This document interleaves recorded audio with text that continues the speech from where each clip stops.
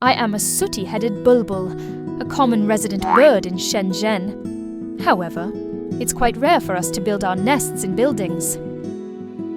Recently, my mate and I discovered a potted plant near an escalator at the Shenzhen Library. We thought it was the perfect place to build our nest and raise our chicks.